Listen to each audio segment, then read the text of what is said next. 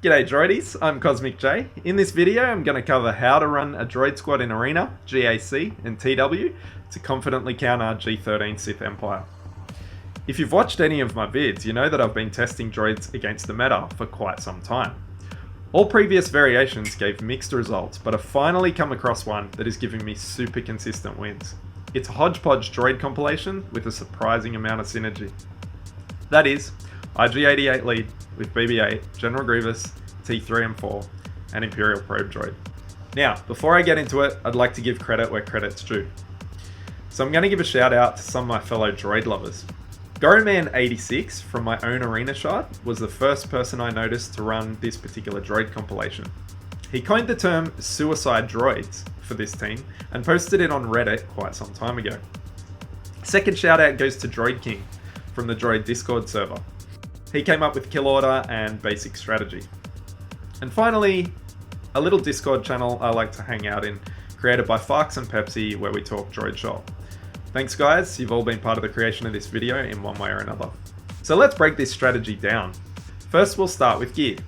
General Grievous, or as I like to call him, the Mac Daddy, must be maxed out to G13. This is non-negotiable. He's your primary damage dealer and most of his damage is at the top end of his gear. To be clear, 12.5 will not cut it. You will not get big enough numbers to run this strategy. It must be G13.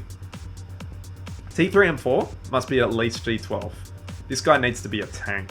If T3 dies early, Grievous's damage will plummet and you'll likely lose the fight. BB-8 should also be at G12. This is because he's your taunting tank and he should be able to take a couple of hits.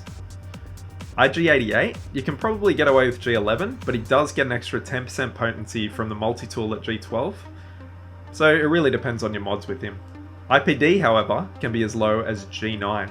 I know this well because I run him at exactly that gear level with great success. Next up, Zetas. There are 3 must-have Zetas to make this team work. Number 1 is General Grievous, Metalloid Monstrosity.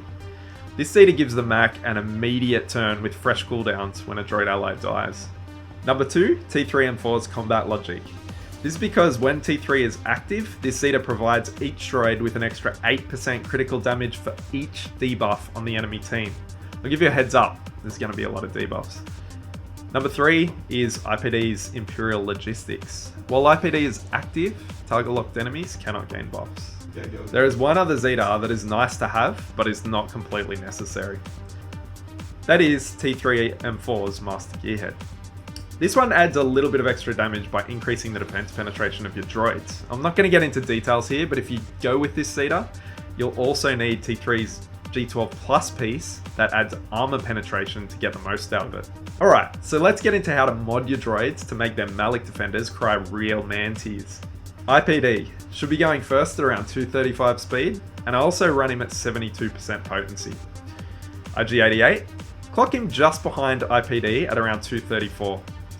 He also needs around 70% crit chance and about 75% potency. T3M4 must be running just behind 88 at 233 speed. As mentioned, you'll also want to tank him up. To give you an idea, mine is running at 70k protection, 30k health, and 25% armor. But more is better if possible. The Mac Daddy, General Grievous, 100k health at a minimum. More is better, but you really need around 70% crit as well, so it's a balance. He should also be running just behind T3 at 205 to 232. I will note that making him as fast as possible is less important than his crit chance and health. You just need the minimum speed so that he takes his turn just before the Sith Empire team, but just after T3M4. BB-8, I run him at about 210 speed. You can actually make him faster putting him anywhere in the turn order realistically, which gives the benefit that his secret intel will give a random ally 25% potency. These are nice to have, but it's actually not completely necessary. And because it's random, you don't know who it's going to target. If you have the potency values that I previously listed, then you'll be fine. More importantly is that you tank him up. Mine is 65k protection, 35k health, and around 50% defense. So to recap, the important turn order of this fight is IPD, followed by IG-88, followed by T3M4, followed by General Grievous, and then BB-8 can be anywhere in that turn order. So now, let's get into the fight and I'll explain the moves. IPD opens with Detect. removing Taunt from Sith Trooper and Foresight from Darth Revan and Fallen Basti, while also applying target locks in the process. IG-88 uses his rapid fire AoE to spread more target locks with his high crit chance and potentially land defense down and damage over time debuffs on the enemy. Now T3 takes his turn and uses Carbonite Projector. Ideally, because of IPD and IG-88, all enemies should be target locked at this point. The reason target lock is so important is twofold.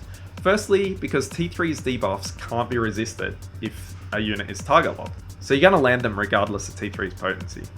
And secondly, IPD Zeta disallows any target locked enemy to gain buffs. This means Malak and Sith Trooper are target locked and they can't gain taunt. So the stage is now set. All enemies are target locked, can't hide behind taunts, and have a multitude of debuffs.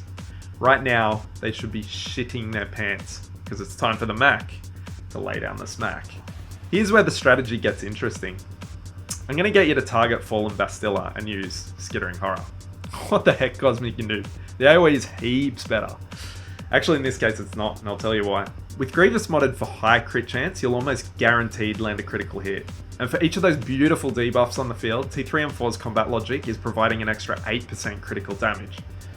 Now, to be fair, the AoE would definitely smack Basti around a bit, but Skittering Horror does more damage. With Skittering Horror, you can completely take out Fallen Bastilla in one shot, even if she doesn't have any stacks of ferocity yet. This is massive, because it means she never gets a turn, so she can't apply Corrupted Battle Meditation. To add to that, because Grievous didn't hit Malak, he's not feared. Next up, BB-8 wiggles to activate Taunt. Again, this turn can be anywhere, it doesn't really matter, just as long as he taunts before the first Sith Empire takes a turn. Now, Sith Empire, reeling from the loss of their star squad member, go on the offense. Predictably, Darth Revan hits BB-8 with Insanity. Then Malak comes in and face smashes BB-8. This usually puts BB-8 into yellow health, which subsequently death marks IG-88. HK-47 is usually next in the Sith Empire turn order, though they might have someone like Sith Marauder who will take a turn here, but it doesn't really matter. If it's HK, Assassination Protocol comes up because of IG-88's death mark. HK of course can't resist and assassinates him. Now to the untrained eye this looks bad. IG-88's dead, BB-8's all beaten up, but actually it's going exactly to plan. This is because they gave themselves stacks of ferocity, helpfully removing their own defense, and then when they nailed IG-88, it gave Grievous an immediate turn with fresh cooldowns due to Metaloid Monstrosity Zeta. So the Mac is now ready for round 2. Now Cosmic, surely it's time for that big bad AoE. Look at all those ferocity stacks and debuffs. Wrong again, mate. This time we target Malak and do another gigantic Skittering Horror. Why? Oh why? Well, I'll tell you why, my training droid. This is because G13 Malaks have around 180k health. They are freaking beasts. If you use the AoE here, chances are you won't kill him. You'll simply get him down into red, fear yourself, give Malak an immediate turn, and likely destroy your expensive mobile device as Malak solos your entire team. While there's so many debuffs on the board, use that Skittering Horror like a boss. I'll show you what happens. Oh, all them haters that said General Grievous has 4 wet noodle arms, eat that. See you later, you dirty Malacca. A few more irrelevant moves from the Sith Empire will probably take out your IPD, BB-8, and possibly even T3 at this point, but it's actually too late for them. Now's your time to use that precious AoE over and over and over again. Actually, from here, you might as well hit auto and butter me up a Vegemite Sanger, because this fight is over. Now I'll admit, not all fights are created equally. You get some weird situations where the enemy Malak will be faster than the Revan, or RNG just doesn't allow you to land enough debuffs to get rid of Basti straight away. You will have to practice this strategy over and over again, so you can determine when to stick to this strategy and when to deviate from it. But I can confidently say, as titled, 90% of the time this strategy works, every time. I know there'll be plenty of you out there, especially those who have run Grievous in Arena before, who'll be very skeptical. So I'm going to wrap up with an uninterrupted sequence of 5 straight fights that I decided to capture the night before I made this video. Enjoy, and droid on my brothers and sisters, droid.